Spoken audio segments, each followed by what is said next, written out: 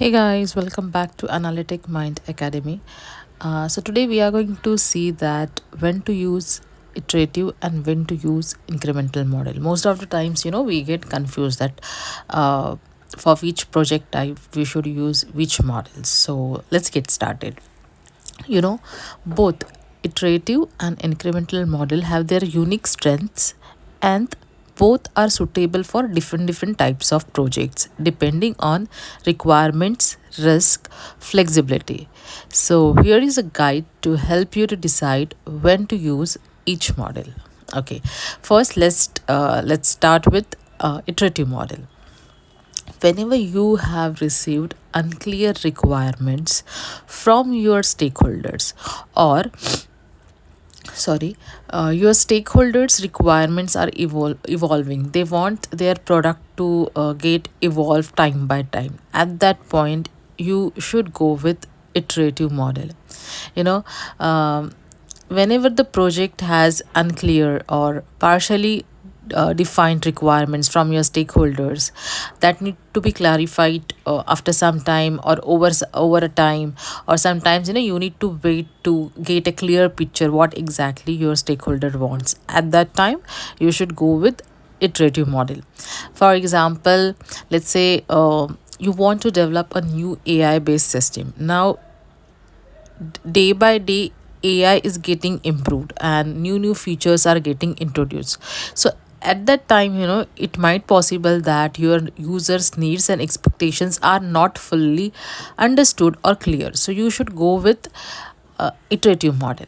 Second, whenever there is a continuous refinement in the requirements or needs, you should go with iterative model. We can say that we can use the iterative model when you want to start with a basic version of your system or product and continuously refine and improve it. Let's take an example. Let's say that we want to create a ride sharing app where user feedback helps to refine UI UX design, user interface.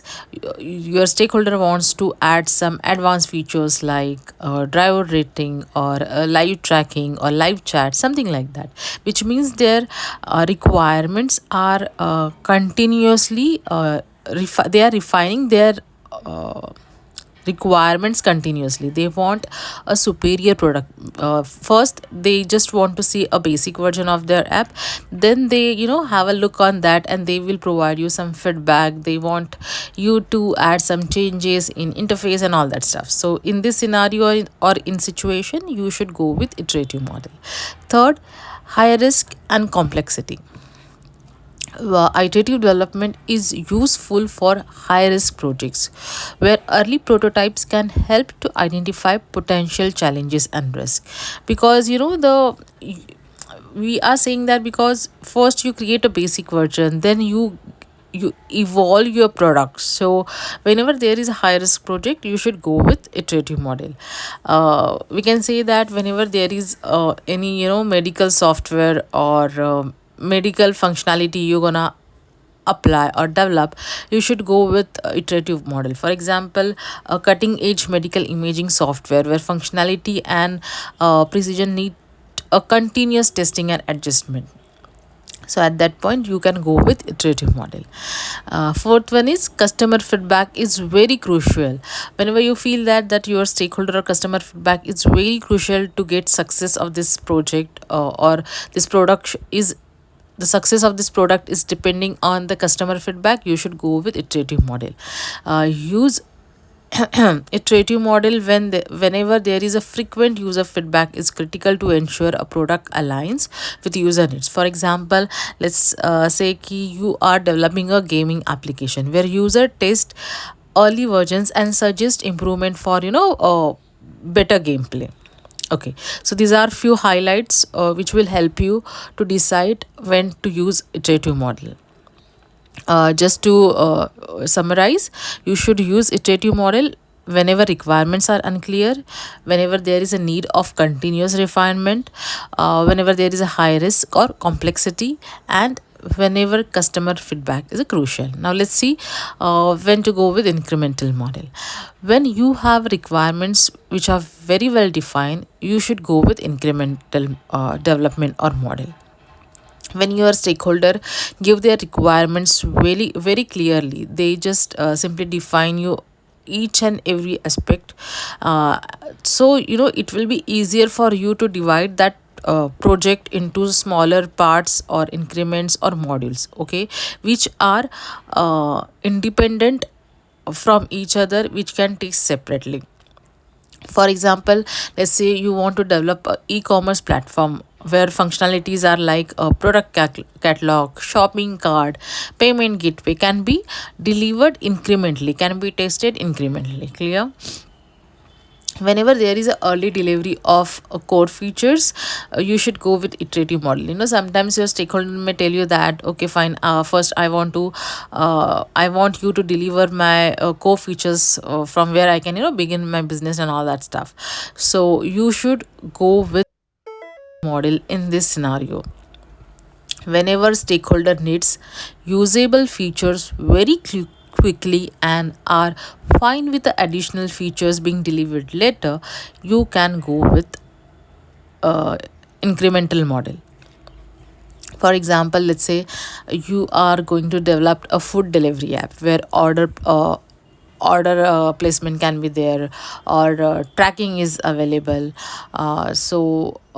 In this scenario, first you need to develop order placement and tracking feature, okay. Afterwards you can simply give a more payment option, loyalty points, live tracking and all that stuff, okay. Incremental model is ideal when the system can be break into self-contained and stand-alone modules, which can be tested or which can be delivered to your stakeholder for use. Okay, so whenever you feel that, okay, fine, this project can be divided into small parts, small modules, or small increments, just go with incremental model. For example, you are developing a HR management system like employee increments, employee records, employee payroll, or performance review. So all these modules are not that much dependent on each other. They can independently test it, they can independently functions.